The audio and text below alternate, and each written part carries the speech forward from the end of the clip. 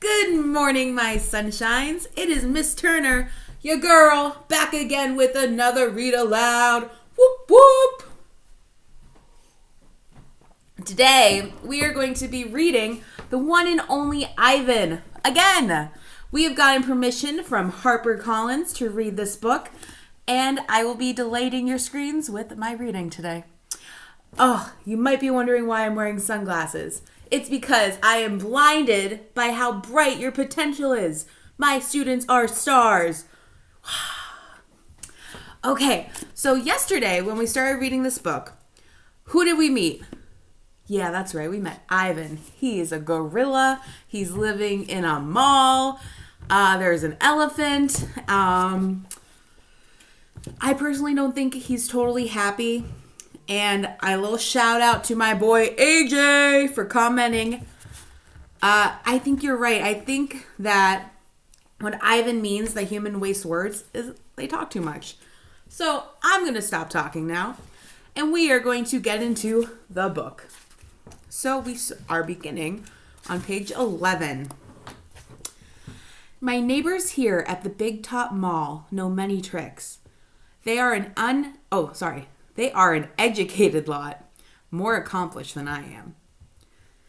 One of my neighbors plays baseball, although she is a chicken. Another drives a fire truck, although he is a rabbit. I used to have a neighbor, a sleek and thoughtful seal, who could bounce a ball on her nose from dawn till dusk. Her voice was like the throaty bark of a dog chained outside on a cold night. I don't think that's very nice. Children wished on pennies and tossed them into her plastic pool. They glowed on the bottom like flat copper stones. The seal was hungry one day, or bored perhaps, so she ate 100 pennies. She whined. That's not in the book, that was me. Mac said she'd be fine. Mac was mistaken. Mac calls our show the littlest big top on earth. Every day at 2, 4, and 7, humans fan themselves, drink sodas, applaud. Babies wail. Mac, dressed like a clown, pedals a tiny bike. A dog named Snickers rides on Stella's back. Stella sits on a stool. You don't remember Stella's the elephant. It is a very sturdy stool. I don't do any tricks. Mac says it's enough for me to be me. Stella told me that some circuses move from town to town. They have humans who dangle on ropes, twining from the tops of tents. They have grumbling lions with gleaming teeth and a snaking line of elephants, each clutching the limp tail in front of her. The elephants look far off into the distance so they won't see the humans who want to see them. Our circus doesn't migrate. We sit where we are, like an old beast too tired to push on. And after our show, humans forage through the stores. A store is where humans buy things they need to survive. At the Big Top Mall, some stores sell new things. Things like balloons and t-shirts and caps to cover the gleaming heads of humans. Some stores sell old things. Things that smell dusty and damp and long forgotten. All day, I watch humans scurry from store to store. They pass their green paper, dry as old leaves and smelling of 1,000 hands. Back and forth again. That sounds gross. They hunt frantically, stalking, pushing, grumbling. Then they leave, clutching bags filled with things. Bright things, soft things, big things. But no matter how full the bags, they always come back for more. Humans are clever indeed. They spin pink clouds you can eat. They build domains with flat waterfalls. But they are lousy hunters. Some animals live privately, unwatched, but that is not my life. My life is flashing lights and pointing fingers and uninvited visitors. Inches away, humans flatten their little hands against the wall of glass that separates us. The glass says you are this and we are that, and that is how it will always be. Humans leave their fingerprints behind, sticky with candy, slick with sweat. Each night, a wary man comes to wipe them away. Sometimes I press my nose against the glass. My nose print, like your fingerprint, is the first and last and only one. The man wipes the glass, and then I am gone. Here in my domain, I do not have much to do. You can only throw so many meatballs at humans before you get bored. A meatball is made by rolling up dung until it's the size of a small apple, then letting it dry. For those who do not know, dung is poop. That is disgusting. That was Miss Turner editorializing. Back to the book. I always keep a few on hand. For some reason, my visitors never seem to carry any.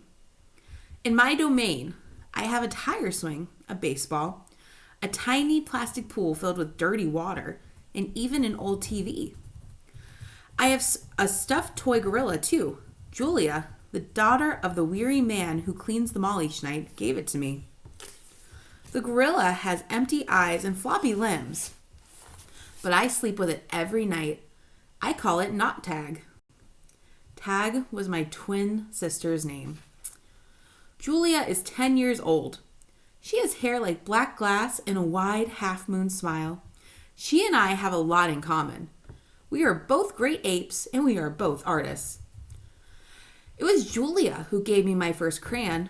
A stubby blue one slipped through the broken spot in my glass along with a folded piece of paper.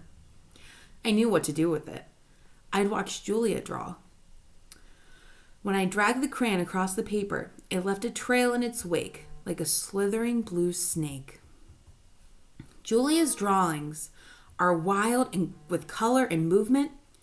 She draws things that aren't real, clouds that smile and carts that swim. She draws until her crayons break and her paper rips. Her pictures are like pieces of a dream. I can't draw dreamy pictures. I never remember my dreams, although I sometimes awaken with my fists clenched and my heart hammering. My drawings seem pale and timid next to Julia's. She draws the ideas in her head. I draw the things in my cage. Simple items that fill my days. An apple core, a banana peel, a candy wrapper. I often eat my subjects before I draw them. But even though I draw the same things over and over again, I never get bored with my art. When I'm drawing, that's all I think about. I don't think about where I am, about yesterday or tomorrow. I just move my crayons across the paper. Humans don't always seem to recognize what I've drawn. They squint, cock their heads, and they murmur. I'll draw a banana, a perfectly lovely banana, and they'll say, "It's a yellow airplane," or "It's a duck without wings." That's all right. I'm not drawing for them. I'm drawing for me. Max soon realized that people will pay for a picture made by a gorilla, even if they don't know what it is. Now I draw every day. My work sells for $20 a piece, $25 with a frame, at the gift shop near my domain. If I get tired and need a break, I eat my crayons. I think I've always been an artist. Even as a baby, still clinging to my mother, I had an artist's eye. I saw shapes in the clouds and sculptures in the tumbled stones at the bottom of a stream. I grabbed at colors, the crimson flower just out of reach, the ebony bird streaking past. I don't remember much about my early life, but I do remember this. Whenever I got the chance, I would dip my fingers into cool mud and use my mother's back for a canvas. She was a patient soul, my mother.